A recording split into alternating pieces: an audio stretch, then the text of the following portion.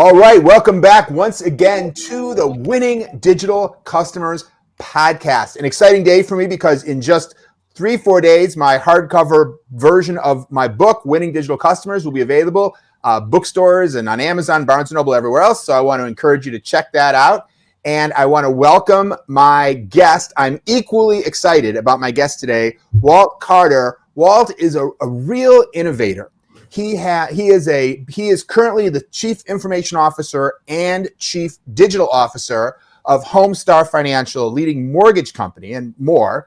And he has an amazing track record of driving change across a number of companies. He was actually named this year by Constellation Research in the Business Transformation 150 list for 2020.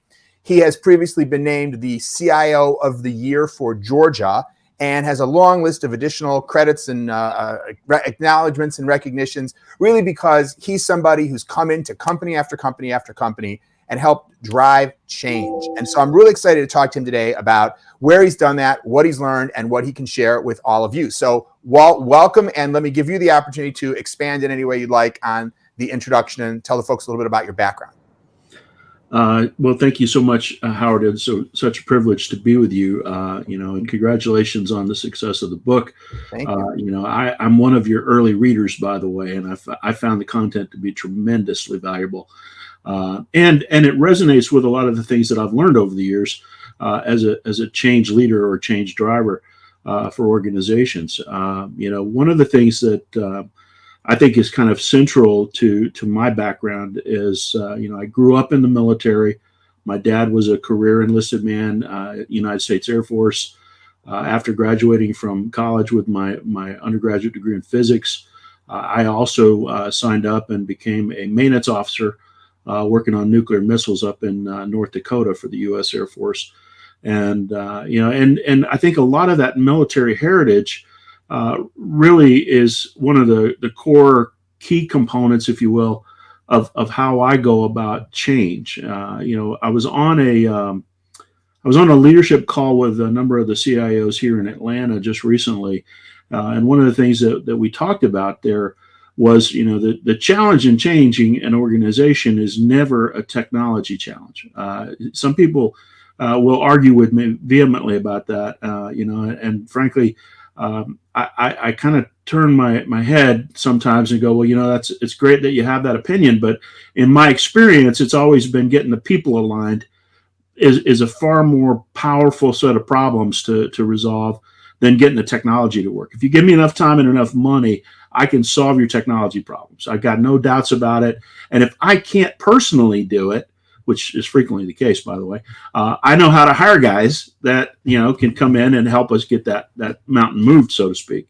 But I gave a presentation to a group of project managers here in Atlanta a few years ago. And the topic for me that day was PMO salvage, right? Why project management offices fail over and over again, and what you have to do to turn them around and get real value out.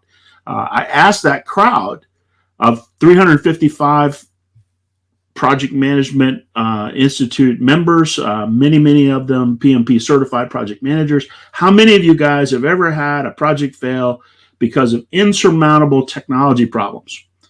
And I had 2 hands go up in the room. I said, okay, now the true question, how many of you have had projects fail because of insurmountable people problems? And I think it was about 700 hands that went up, right? I raised my hand. and so most of the time, getting change accomplished is really, I think, fundamentally about getting clarity on what it is you're doing. The typical consultant thing, right? And I know, no offense, because I know that's what you're doing for a living these days, but I've done it too for many years. And a lot of times you go in and you ask those basic questions. Okay, well, where are you at? Where would you like to be? And let's plot a course and see how we can get there for you, right? And that's what we do, not only as consultants, but also as executives in companies, right? So where are we at? Where do we want to be? How are we going to get there from here?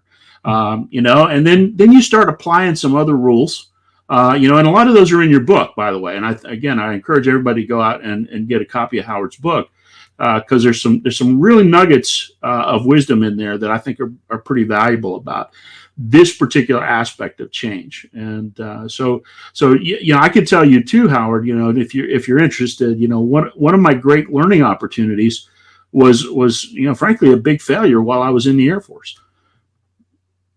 Yeah, let's hear it. I'd love to hear it. Okay, so I'm a young lieutenant. I've taken over a team of engineers that are 88 in number. They're very young. Their jobs are to go out into the missile field where we have, a large number of Minuteman IIIs on alert. We're chasing green time. We want those missiles to be on alert as much as possible, covering targets. And the guys that I'm running for that new OIC job, officer in charge, are what they call the spark chasers, right? They're the ones that when there are electrical problems anywhere in that infrastructure that supports keeping that bird on alert and ready to fire, my guys go out to the field in arguably one of the harshest climates in North America. It's in the area of Minot, North Dakota, and they look for and troubleshoot electrical problems on a live nuclear missile. Nothing like a little pressure, right? So I'm brand new OIC to the shop, and I get in there, and the big boss upstairs says, Walt, when your guys go out to the field, we send out these evaluation teams to watch them, and so about every fourth visit out into the job world, we've got a team out there that's evaluating whether they know what they're doing or not. And unfortunately, your teams are failing about 1 time out of 4. So you've got about a 25% failure rate here. And our standard is, 99 point something, right? And I'm like, well, what do you think the problems are? What do you think is causing that, sir? Right? And he said, well, I think it's mostly because you got the youngest engineers in the fleet. Everybody else has got old guys. We're not the glamour base. All of the older guys with experience are going to the more southern climates, frankly. They're not up here. And, and so, as soon as your guys get enough seniority to rotate out, they're all going to those other places. But we're not getting backfilled with senior people. We're getting backfilled with the guys coming right out of basic and their follow-on training. So I think that's really the problem. You've got young guys. And I'm like, okay, so let me go see if I can figure it out. I can tell you a long story here, and I'm going to try to keep it a little shorter just for the sake of getting to the nugget, right? What I learned out of this. So first step was I called everybody in on a weekend, which was the only time we could get everybody together. And what I thought I said coming out of my mouth was, don't worry, we're going to figure this out. We're engineers. We're smart guys and gals, and we're going to figure this out. And what they heard me say was the equivalent of all vacations are canceled until morale improves and we get our scores up. Almost immediately, my senior guys, came to me and said, "Oh, sir, you blew that. That was one of the most awful performances by a new OIC we've ever seen. And I don't know how you're going to be able to recover. And oh, by the way, the evaluation squadron from higher headquarters is coming in just 4 months. You only have 4 months to turn this thing around." And I'm a relatively intelligent young man at that point. And I said, "Okay, well, what do you think I should do?" And they told me. And they said, "Well, first of all, you can't call everybody in like that anymore. You're going to have to deal with them one at a time. They're not happy. They already know that nobody here is happy, and they already feel like the whole wing is going to go down if they don't perform, and they don't know how they're going to get there from here. We got to give them some hope." I'm like, "Okay, so what do you think that hope would look like?" And they said, "We don't know, sir. That's what you're here for." And I'm like, crap. Crap. So little backstory. I had just come from a pretty successful engagement running as a branch manager our training department. So most of these guys had been through my training group. And I keyed in on that word. They got to have some hope that they can actually get this done, that we can actually turn this around. And so I went back to the colonel that hired me, and I said, "Sir, here's the 2 things I need. I need A particular instructor that had done such a great job for me in the training department, I had put him in a cushy job as, a payoff, frankly, for the outstanding performance. And I said, and he's not going to want to leave the job that I just gave him to come back into, the line of fire, so to speak, but we're going to have him. He's the only guy I know that can really get into the heads and the hearts of these guys in, a unique way as an instructor to give them the confidence that they need, that they've got the help. I said, the other guy that I need is really going to hurt. He's the guy that's in engineering that knows our weapon system better than anybody on the planet. And I really need him to come in. I need these two technical sergeants to come in to my organization and help these kids grow up fast in terms of learning. Here's what happens when we're in the field and we don't know what to do. Sergeant, you've got that one. And here's what we're going to do to prep them before they go to the field to make sure that they have the least opportunity to fail, right? That they're well instructed. We did a few other things that were kind of interesting, but probably the most important thing was back to the first part. I had to go literally do one-on-ones with 88 guys and gals and talk through, what are you doing here? Why are you here? What do you want to get out of this?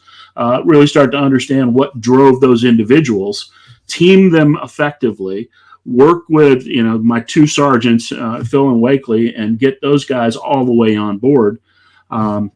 Had another little, strange thing that happened along the way. I had a senior master sergeant that was assigned as my branch NCO IC. And unfortunately, that gentleman didn't really understand the plan, didn't want to understand the plan, and really didn't like the notion that we were going to give the kids, as he called them, so much latitude. And he felt like it was too much room to fail. And so he wanted to clamp down in more of what you might think of as a traditional military mindset.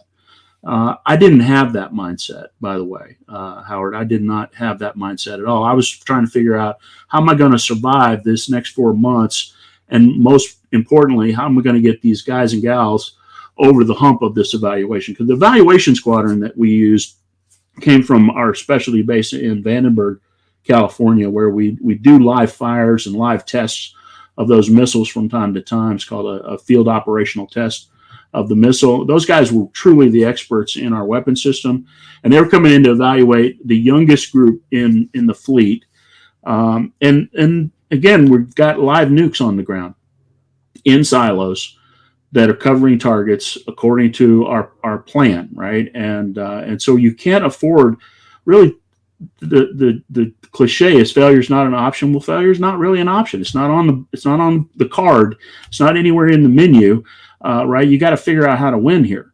And long story short, we actually did come through that evaluation with the best scores that the evaluators had seen in 2 years of going around from each base and evaluating. And they said that in the only failure that they observed, that my troops had failed in error leaning toward excellence, and they had condemned a particular piece of equipment that the evaluators thought was still serviceable. But my guy said, no, there's enough fraying in this gasket that we're going to condemn it, and we're going to replace it with a brand new gasket so that somebody coming behind us doesn't have to make the same call. And so, we got one failure out of almost 104 evaluations that were conducted over that, week-long period. And it was really an incredible performance.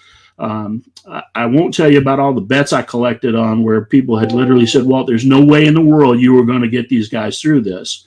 And I will also tell you that one of the most frustrating things that happened after that win, I got a really great job coming out of there. Got to go fly on Looking Glass for 3 years and help the President of the United States understand, what his options were under nuclear attack, and do some really cool stuff. Wow. And they hired a guy to come in behind me who had been selected for major below the zone, which is, hard to do in the Air Force.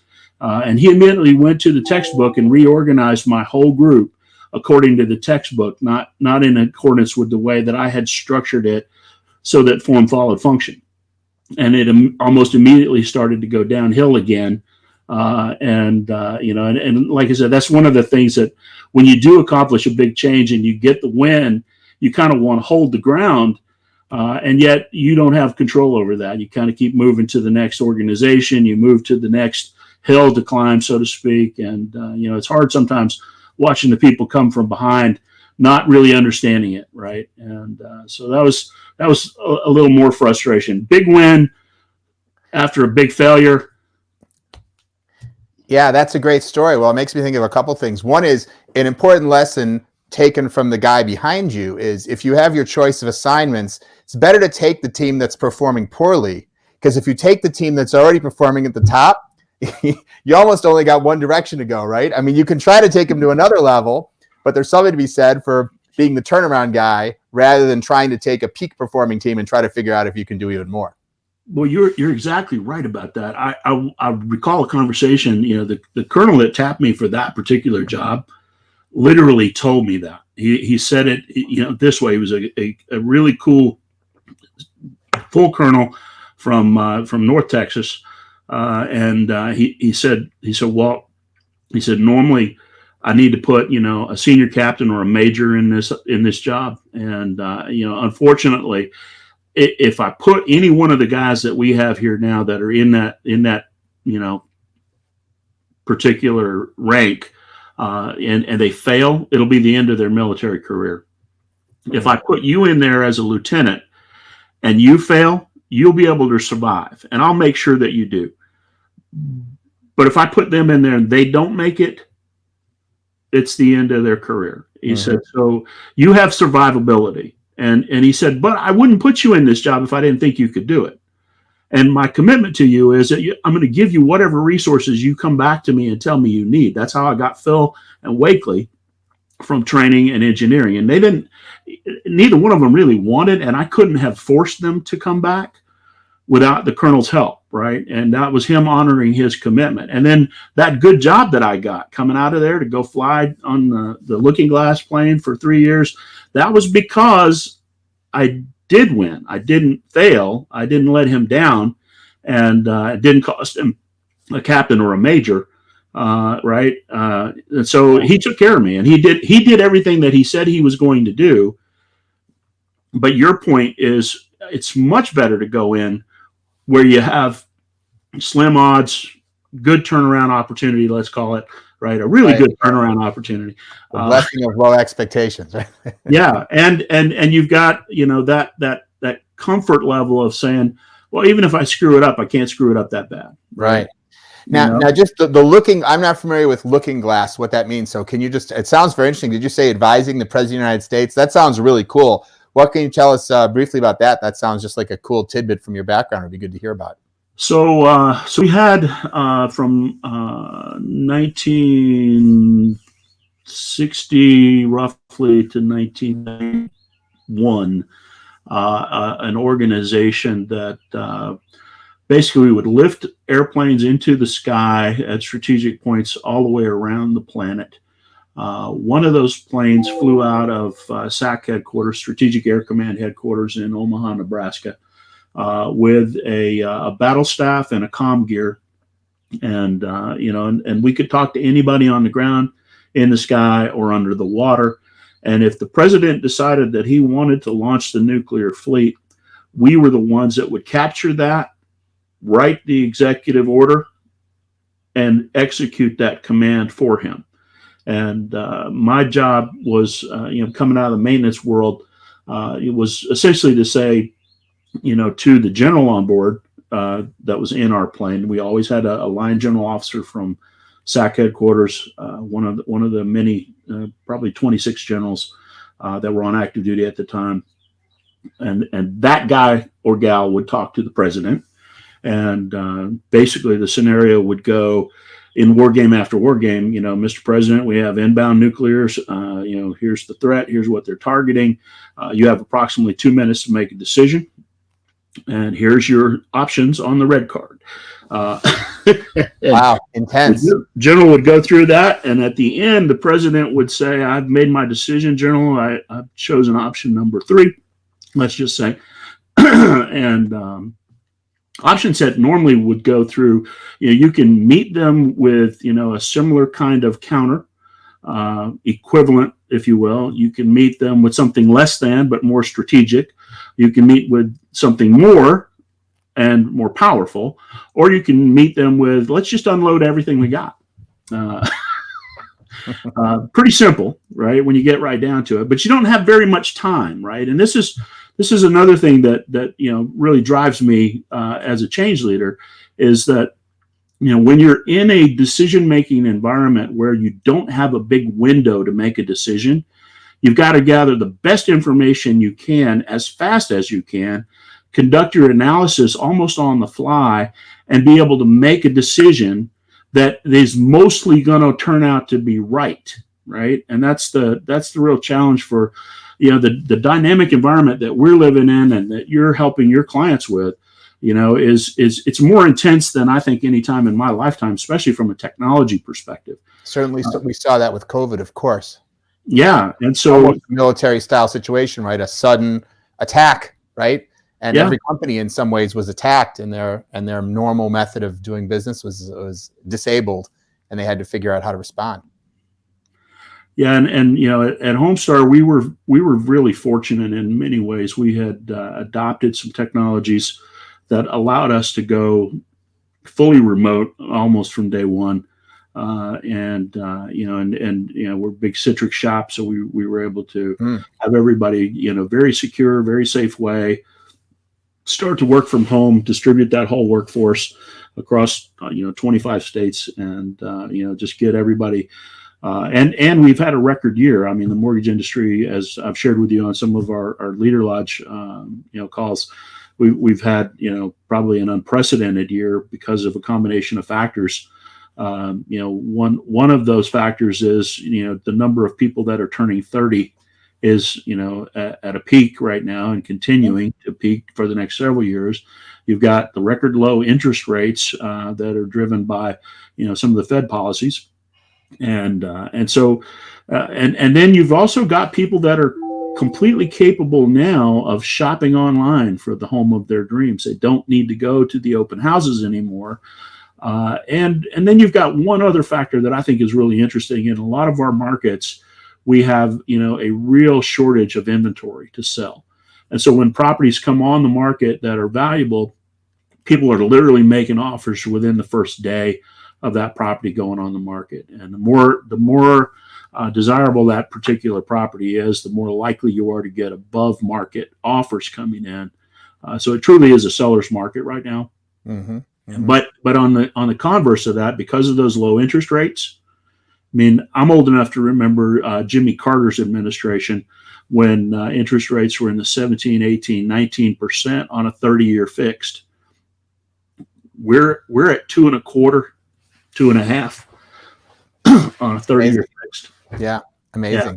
So people are refinanced. Everybody, now's the time. We've been holding true. We're interesting in that we're a rural company. We serve mostly rural markets. We're not in the big cities, so I don't have to go head to head with any of the big monster guys that are out there, the big banks that are doing mortgages. That has helped us tremendously. Second, though, is that we've also seen this surge in people that are just basically going, well, look, I don't think I'm ever going to see interest rates this low again. So whatever I got to do to go get a house now, I can buy the most house that I'm ever going to be able to buy right now.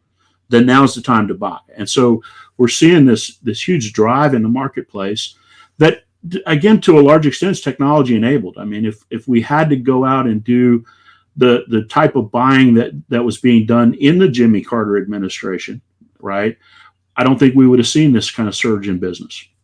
The technology supports being able to shop for that next home from wherever you are around the globe, and pick that. I want to say this too, we've talked a little bit about it. There's a flight out of the cities into our rural markets. And so people are leaving the cities and they're finding that, quality of life is high. And as long as I've got a fast internet connection, I can live anywhere now. I think we're going to see that that's one of the residuals of COVID, by the way, is that people are not going to be rushing back to go to the city and to go to the office if they don't have to. Yeah, absolutely. I think that's right. The value of being in the city is not what it used to be. And most people are anticipating, even if there's some, of course, return to work, which we certainly expect, that there will be much more flexible work from home policies. So if you only have to travel into the office 1 or 2 days a week instead of 5 days a week, the prospect of a little longer commute doesn't seem so bad versus the benefits of being perhaps in a more scenic environment, or of course, somewhere where the property values are lower, you can get more for your money. So Yeah. totally agree. I want to go back and ask you a couple things about the story you told, which is really, really fascinating. The first is, I think you talked about 2 main strategies that you used, one of which was basically providing people more training before they went out to deal with situations. And the other was to provide them support so that when they were in the middle of a situation, they had someone they could turn to, and maybe even, I don't know, I'm speculating here, a culture that said that is what you should do. It's okay. You don't have to figure it all out by yourself. I'm curious if those were equally contributory, or what you thought was, of everything you tried. I know I experience sometimes you have a problem and you try 5 things in parallel to solve it. Sometimes you discover that most of the benefit you got was really just one of those things, but you couldn't have known which, so you did a bunch of things. I'm curious if there was anything that was disproportionate in terms of the main thing, or was it evenly spread across the different things that you tried? So I would tell you that even today, many years later, 30 some odd years later, I still have a rule for my developers in particular, that if you get stuck and you don't know what to do, and more than 15 minutes click off the clock, you need to raise your hand and get some help. Don't wait. You don't wait around to wait for inspiration or your muse to show up, right? Just go ahead and get into a conversation with another human that actually has some knowledge that they can, get into the problem with you on, right? Because a lot of times just talking it out helps. And that's what I learned from that experience, was having those 2 resources, one that really knew how to train people on the tasks, and the other one that said, and I know how to read the tech data that defines this weapon system, and I can explain it to you, right? So both of those are tied into that word hope that was thrown at me by my senior NCOs, right? And is that, Walt, you got to give them some hope. And I needed them to have more confidence in being able to do the task, to approach the task. Don't be fearful of it. It's all written down for you. Notes, cautions, and warnings throughout, hopefully in the right order. Right. And, and if you'll just follow the process and trust the process, you're going to get through this. But if the process fails you, I want you to call that other guy and get him on the radio real quick and help him get you up to speed on what the tech data is really saying, right? What is the proper interpretation of this particular line when it says do this? And that extra measure of confidence, I think, from both sides really helped the guys more than anything else. Short of having somebody out there, literally helping them all the way through. But so here's the other part of this. So you want them to grow up, right? You want them to get to the point where they don't need all that help, right? So how do you lessen the amount of lifeline over time?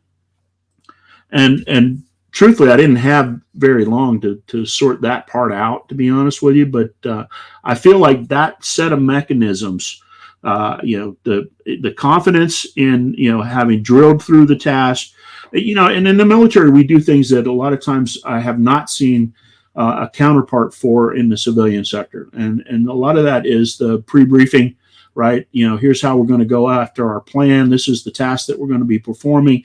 And let's just say, we're going to go out and we're going to do a remove and replace on the bomb. So we're going to take the capsule off the top of the missile. So let's spend a couple of minutes at least thinking through all of the steps. Let's go get the tech data, bring it in here into the classroom. Let's look at all the steps that we're going to have to take, right? Let's start to visualize how we're going to approach this task when we get out there. Now I'm fully prepared. And then the other thing that we do in the military that hardly anybody does outside the military is, okay, now that we've done it, what went wrong? What could we have done differently? What should we have planned for better? What should we have attacked differently in our task preparation that would have helped us get through this better in the past, right? And so that retrospective, or as some people call them, a postmortem, I kind of like the word retrospective better than looking back at the dead. Yes. Absolutely. Because even if things went well, you should still look back and then say, so what went right? Yeah. And over on the marketing side of life, I find myself driving more and more in that direction of the retrospective. Okay, we said these campaigns were going to do these kinds of things. Mm-hmm. Did they? Why do you think they didn't? Or, why did you think it worked so much better than we thought, right? Hardly ever happens, but it does, right? And so you kind of go, I think the more that we can get into that kind of intensive post-action analysis, the better we're going to perform in the future. Yeah. And so my teams on the marketing side are doing that. My teams on the IT side are also doing that, but we're doing more focus around the code reviews and peer reviews, peer analysis, just making sure that everybody's got clarity. And I think ultimately when it comes down to getting through the people problems on any change project, I think as part of the leadership team, you really have to fight to get clarity. What exactly are we doing? Why exactly are we doing it? I'm not going to tell you how to do it. I'm just going to tell you the importance of getting it done this way in order for us to get to these kinds of objectives and key results. In order for us to get to these kind of measures that are improved, here's what we've got to have happen, right? And, here's your lane, here's the other guy's lane. And oh, by the way, on a project like this, a major transformational project, let's say, there are no lanes, right? So Howard, if you see something that I'm doing wrong, don't be hesitant about calling me out on it. Do it in a nice, respectful, polished, and professional way. Don't just call me an idiot and walk away in a huff, right? Explain to me what you're seeing and why it's causing you that kind of emotional reaction. And then let's get into what can we do to make it better. Right. And, and so I played football in high school and college. I'm a fairly good sized fella, not as big as the real big guys today, but, I played offensive line. And one of the things that was always kind of a rule for us is, I've got my guy over here. I'm a tackle. I'm wrestling with a 300-pounder and trying to keep him away from my play. My guard is next to me. He's got a 300-pounder that he's all tied up with. My tight end's over on the other side. He's got a big guy that he's wrestling to the mat, right? And there's a linebacker that's about to shoot the gap. We're all fully occupied, busier than all get out. But if we let that linebacker go free without just trying to stick a leg out or throw an elbow or something, right, that guy could blow up our play too. And then all of that work that I'm doing individually, that my guard's doing or my tight end's doing, all goes for nothing because the linebacker came through free and unobstructed and blew up our play in the backfield, right? So I can never have a team where you can say, no, I was doing my job, boss. I was all full up, right? No, because your job is not to just deal with your man. Your job is to protect the play and allow us to get the results as a team that we're looking for. It's not about you individually on a team sport. And everything that I do in IT and marketing is a team sport. There is absolutely no individual performance here. Yeah, all of business. I think you're right. It's a team sport, whether it's customer service or finance or any aspect. I agree totally. And one of the things I took from your story is that humility. Well, your two stories, the football story and the military story. In the military story, I heard over and over your behavior as well of asking for help. Someone comes to you and says, "Hey, you're not meeting your targets. So what do you think I should do?" That's maybe not something that I would imagine that everybody would do, and then of course reaching out to get the help, to get the support you need, and then making that be something that you're instilling in the team itself. This idea that you're not alone, reach out for help, get help from others. As simple and basic as an idea as that is, you're sort of making me think about it and realize that I bet you there's a lot of teams where the culture, there's a competitive culture that sometimes gets instilled in teams as well, that while competition can also be good and positive and motivate people, it may also sometimes diffuse people's tendency to always reach their hand up and always admit, because it's about admitting that you can't do it all yourself, which is, it creates a certain vulnerability. And so I particularly interested in that story as a military story because a number of things that you talked about go against, and I've never been in the military, so my impression of the military is probably from a lot of inaccurate places like movies and stuff. But it goes against my, let's say, it kind of stereotyped idea of a military where everybody is kind of, what was that? Army of one, right? Yeah. Yeah. And I hated that army of one horse crap. So did most of the Army guys, by the way. Right. Because they're like, no, that's not how it works. Right. Right from basic and beyond. Right. You're broken down to be part of a team. Right. It's always a squad, a team, platoon, whatever. Right. We call them different things: flights, squadrons, brigades, wings in the military and the Air Force. Navy has their own words, but it all means the same thing, and ultimately we're all slaves to what they call a Dunbar number, which is, about 150 people. And all of a sudden you need to branch off and form a new group because about 150 is all you're going to be able to maintain as a community. Right. Mm-hmm. And so when you think about, what you see in the movies versus what we experience in real life, I will tell you, even 20 some years later, I was on active duty for 7.5 years. So I spent I had great jobs. I had some really great leaders. Even today, I find myself, if I'm really up against it with a particular problem, I ask myself, what would Colonel Politi do? What would Colonel Wade do? Right. These were two guys that really, really taught me how to be a leader, right? And and they were really, really focused on getting the mission done, but they were also really about, how do I take care of my people? And and that's one of the other oddities, right? So a lot of times, people say, well, in the military, the people are expendable. I'm like, no, they're not. They're absolutely not. Why would you ever think that, right? You can't get the job done without the people. And there's no sense in having a job if you don't have the people, right? So I've always thought of the mission people as a plank, right? They're all on one board, right? And you can focus on one side or the other, and you can be out of balance on one side or the other, as Dr. Covey tells us, right? And you can be controlled out of balance for a little while on either side of that equation. But your job as a leader is to keep the plank in balance, right? And so the best organizations that I've ever seen are the most balanced when it comes to people and mission, right? The ones that get out of whack are, hey, our people are the most important thing ever, right? Well, the mission falls off, right? Sorry about that, the mission falls off. Actually, let me ask you to just kind of rewind maybe one more sentence, just so we can edit that. Sure. And let me set my phone on stun while I'm thinking about it. I'm sorry about that. I should have done that at the beginning. No worries. Well, here, I'll bury it. Maybe.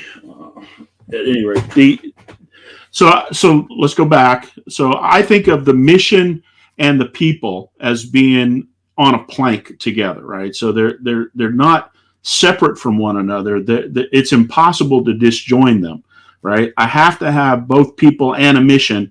Otherwise, there's no point in me calling myself a leader, right? A leader of what? What mission am I trying to do? What people do I lead?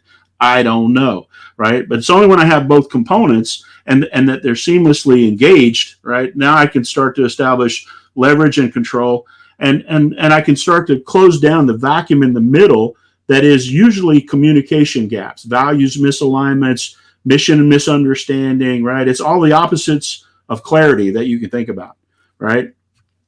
If I have people coming in at the low end, right? They're brand new, just out of basic training in the military, right? They don't know anything about what we do here and how this missile system works and how we take care of it.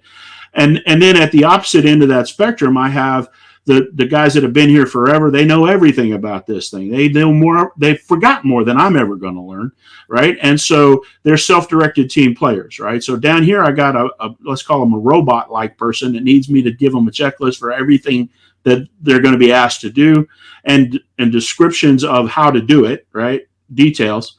These guys over here, they don't need that, right? They wrote the book. They don't know how to forget all that stuff. So they just self-directed team players.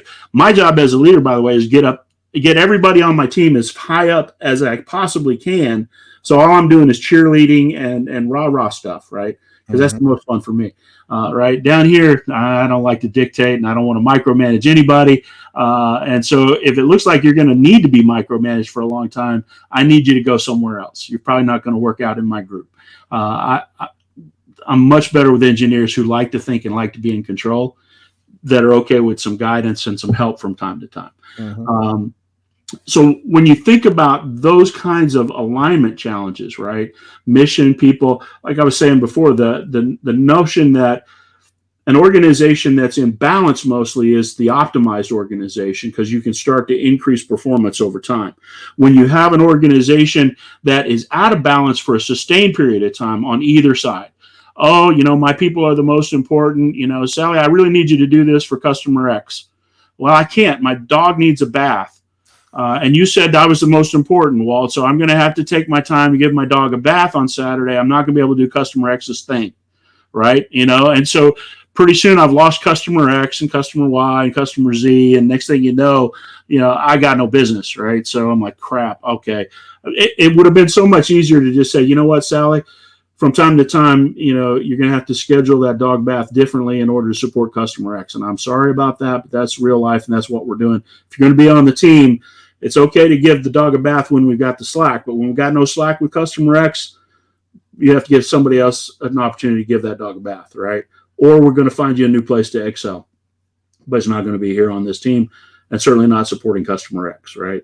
And so you start to manage to keep things, out of balance a little bit, back, big push, got a big push, got to get this thing in. We've made commitments to the marketplace, stakeholder commitment from our CEO out to the market, can't miss this deadline. Everybody, Mach 12 with hair on fire. We got to get this thing done. And then you have the big party and the celebration and the award ceremony to let everybody restore balance, right? You can't drive people mercilessly. Otherwise, the people fall off. And so, and I've seen organizations fail, and you probably have too, in both of those, right? Sometimes the people get too arrogant, and it's funny too, because even the best people will take advantage of a culture like that. And they will let themselves become more important if you tell them that they are, right? And if on the other hand you say the mission's the most important thing and the people are expendable, then the people will roll off because they know they're expendable, right? Yeah. And so holding the line on that balance is really, I think, the hardest part, and frankly the most rewarding part of doing what I do. It really is change leadership is right there in that delta. Yeah. Well, I think it's a very interesting dynamic. And I think in my own business, it's just as you described, it's a constant thing that needs to be kept in balance. One of the things that I find helps is when you can get the people in the organization to really take a personal interest in the mission, when they're working on something that they're really passionate about, at least then you get a little bit of a crossover between those two things. Serving customer X, as you say, becomes something that person is also really personally rewarded by, personally committed to, versus just, it's my job, so I have to balance. So at least there, of course, you still need to take care of yourself. Don't get me wrong. You can't be totally focused on that. But I think that's one thing that as leaders, we always want to be trying to find what's the real meaning. Why is this thing that we're doing for customer X, even if it's just, balancing their credit card return or whatever, it's got a bigger purpose. It serves a higher need that we can feel is really a contribution we're making to the world, and therefore is also in service of ourselves as well. No, I can't agree with you more. We used to have this concept that we talked about a lot called the lifetime value of a customer. And we talked about, the power of having that great relationship, so great that, even when we have the aw shucks moments, we've got such a great deposit in that relationship from our years of great service that, it's okay. We can survive that aw shucks moment, right? But this is why I kind of laugh sometimes at the Simon Sinek stuff, the power of why, is like a Captain Obvious moment, right? But in another way, it is profound because so few organizations have as I was coming up, I don't remember very many organizations at all that welcomed me in and said, okay, and this is why we're doing what we're doing for this customer, or this is why we're doing what we're doing for these customers, right? And Walt, here's your critical role in that, right? And so it was more about, here's your job description, here's where you sit, here's your cube, here's what I need you to work on, and it's almost like the Office Space movie, and hey, don't forget the cover sheets. Right. I'm like, got it. I'm on those cover sheets, buddy.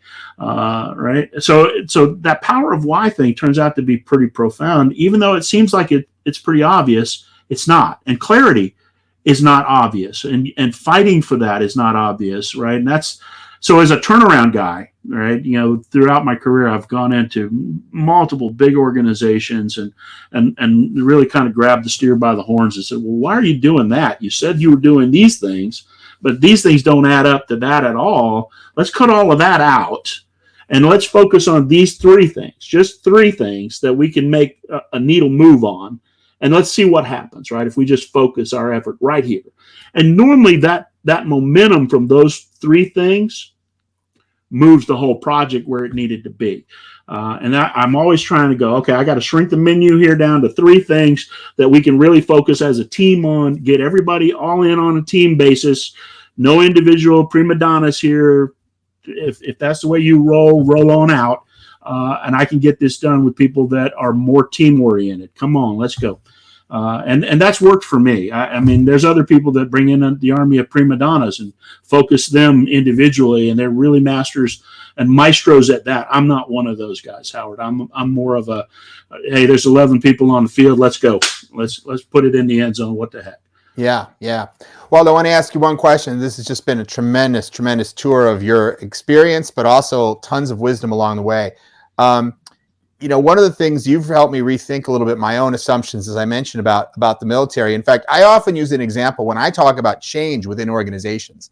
And I talk very often about how large organizations tend to be resistant to change and how, there's reasons why organizations want to set policies and processes and procedures because they don't want everybody reinventing everything all the time. There's things put together for a reason by the people that, as you said, wrote the book, right? If every kid who comes in has a different idea about how McDonald's should make the French fries, this is not necessarily the right way to run a business. But the flip side danger of that, of course, is that companies become calcified. And then when the world changes, that they're not ready to change.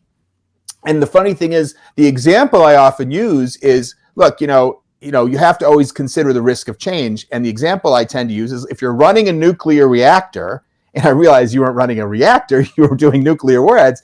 But, when you're doing something that is seemingly so dangerous, maybe you have an excuse to be resistant to change. But what I'm hearing from you is you came into an environment which was all about, nuclear weapons, very, very theoretically dangerous environment. And yet the change was essential, and not only change, but rapid change. And it wasn't about saying, well, we just need to follow the rules. We need to go by the book because after all, this is dangerous equipment. In fact, you were able to, I assume, make things better and safer because you had fewer of those mistakes being made when those maintenance requests were coming in and you had to keep things running correctly. So that was interesting to me. And I'm curious any thoughts you have about the way people might view bureaucracy versus change and whether those two things are really conflicting or how highly regimented companies. And now you're in financial services where, of course, you have huge regulatory expectations where, again, it makes it hard to just say, throw caution to the wind. Let's just change everything. And yet I'm hearing you tell stories about very, very rigorous environments where change was something that you drove in a pretty rapid fashion. Any thoughts about that kind of dialectic? Yeah, I will say this, and in my humble but totally accurate opinion, bureaucracy is the biggest enemy of innovation in organizations.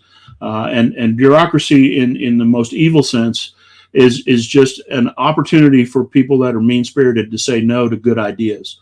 Right, and look like they're doing the right thing by the book, right? They have cover from the bureaucracy to say no, right? Versus the kind of leadership that it takes to actually look at.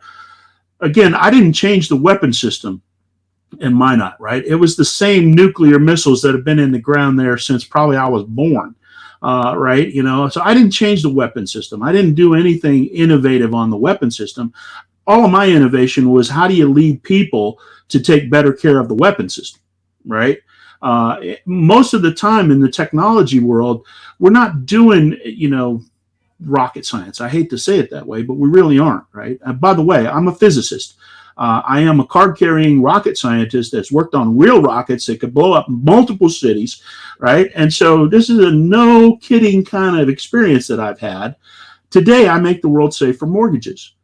And I'm not making the world safe for democracy. I'm making sure that, if you're my customer, you have a good ride with the technology, but I'm also supporting the relationship building between my loan officers and you and your family to make sure you have confidence that when we take the authority step and say, Howard, here's when we're going to close, here's where you're going to need to sign, that you're not fighting me or fighting that loan officer because you had a bad experience along the way with either our delivery or our technology services or what, right? We want you to feel comfortable in the key moment, especially making the biggest purchase of your life. For most people, that mortgage is what that is. We're highly regulated. That's a key point. But that doesn't mean I can't innovate. It doesn't mean I can't do a better job of taking care of my customers than any of the other guys that have the same regulatory burden that I have. I just need to think differently about what am I really doing here, right? It's the same product at the same price. How do I win? How is it possible that we're growing like we are at Homestar? And it's because of this mindset, right? We're not willing to just sit back and do it the way everybody else does it and be happy. We want to do it better than anybody else is doing it. What does that look like? And whose eyes are beholding this beauty that we're creating, right? Because it really is determined by who the beholder is. So when I look at all of that stuff and I look at some of the mentalities that people have about the military, boy, when the bullets are flying and you've got to make a decision, I would rather be in a military uniform anytime than a civilian organization where I got to go through 3 layers of committees and an evaluation squad to figure out if my ideas got any. I'm like, no, guys, get up and move to the right, because if we stay here, we're going to die. Right. Fantastic. Inspiring description. And I love the analogy. And I'm going to be thinking a lot about this over the new year. I know this military business mindset. So thank you so much, Walt. My guest today has been Walt Carter, the CIO and CDO, Chief Digital Officer of Homestar Financial. Thank you all for listening. I hope you found this as gripping as I did. Really, really profound, interesting stuff. A different way of thinking about the work that we all do on a daily basis. So I love that. Thanks, Walt, for your stories and your wisdom and for being here. And to all of you, including, of course, you all, have a happy new year.